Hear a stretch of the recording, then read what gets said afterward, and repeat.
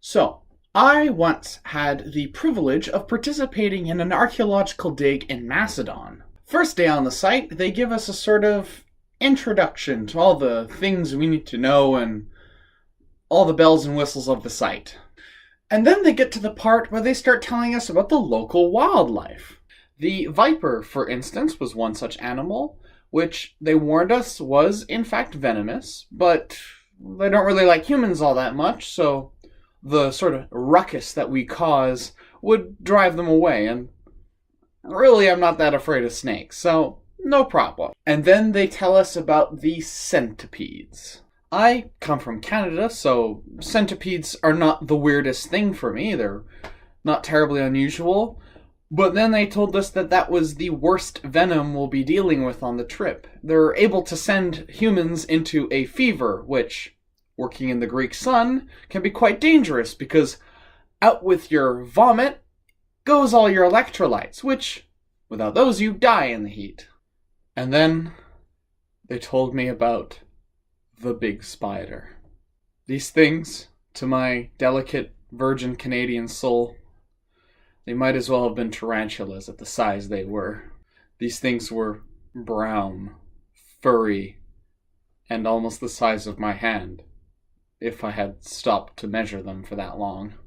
And people on the trip had in fact been bitten by them. Luckily, their venom is not a very big deal. It hardly causes a reaction. And then there were these more widowy looking spiders, long, spindly, and black as night, the size of the palm of my hand. Ugh. And there were these wasps whose introduction could not have been a more solid strike to my fragile little soul. I was crouched down, excavating the corner of my room, vulnerable, when I hear behind me the equivalent sound of a rock hitting the sandy floor. I turn around to make sure that it wasn't my fault. Maybe I'm disturbing some part of the site I really shouldn't be. Turning to look, and the first thing I was faced with was the abominable sight of one of these horrid brown fuzzy spiders. All made worse when I finally noticed the wasp dragging that dead spider away for dinner. And in that moment, I realized there is no God. For all the nasty, creepy crawlies that my gentle little soul was made to witness, I only ever saw them at the site and other nearby, wild areas. But in town, there was nothing. There were only birds, moths, and strays, all perfectly pleasant. In town was the room I lived in, the beach, the shade, and the food, all the pleasantries of life. A stark contrast from the blazing sun, the dying heat, and the creepy crawlies of the dig site and the wilds. And over the course of the trip, I internalized these feelings, this contrasting feeling, more and more, until eventually it sort of dawned on me, hey, wait a minute, isn't this how the ancient Greeks felt? I had struck somewhat of a mental gold, if you will. Things I had read and quotes I had heard suddenly found new meaning with what I had realized. See, the Greeks had their own binary, much as I described about Egypt and in the video on binary opposition. The Greeks, their binary centered around civilization, or order if you will, as opposed to wilderness. Civilization, a kind of order created by humans and their mind.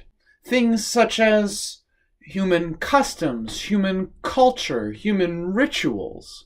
And in a very physical sort of manifestation of that, the city, the urban environment, which to them was somewhat of the natural habitat of the human. Now you might find the idea of the natural habitat of humans being the city kind of dystopic, which, I agree, but bear in mind, cities were a lot smaller back then.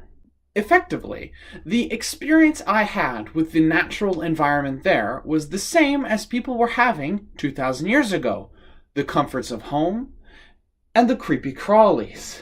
The experience of this contrast that these two people, myself and the 2,000-year-ago person, led us both to similar thoughts, to similar conclusions and contrasts about the natural environment. We both came to construct a similar lens by which to view the environment and everything else. Although I must stress the word similar and not the same, because ultimately my thoughts on the matter were town, safe, clean, good, comfy, and the wild, creepy, nasty, and hot. I was only in Macedon for an archaeological dig for a month, People from 2,000 years ago lived the environment, so naturally they had a much more all-encompassing and much more elaborated thoughts on the matter.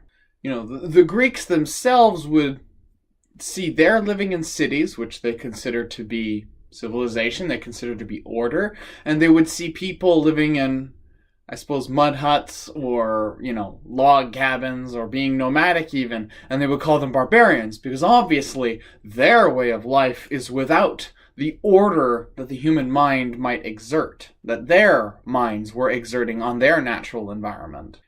And naturally, things without order, without sophistication, have all the nasty attributes that life has attributed to that.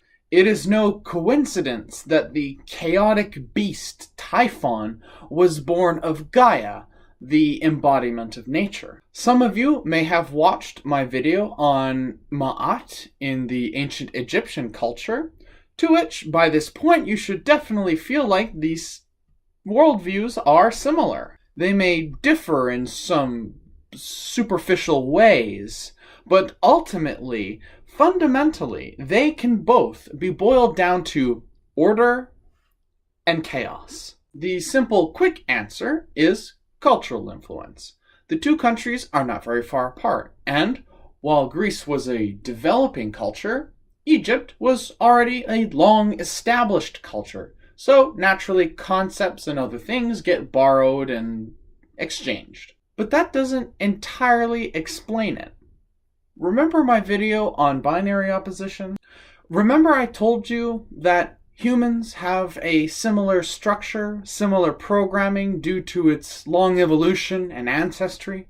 How I told you that we live life through that programmed machine, and thus, when we look through life, we look through it from this machine. We all experience life as a human. And thus, when I see creepy crawlies, we may differ in how much it affects us, but none of us really likes the creepy crawlies.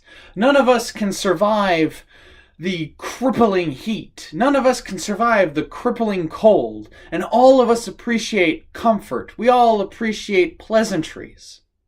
And thus, we come to similar conclusions, to similar thoughts, to similar lenses on which to view the life we live.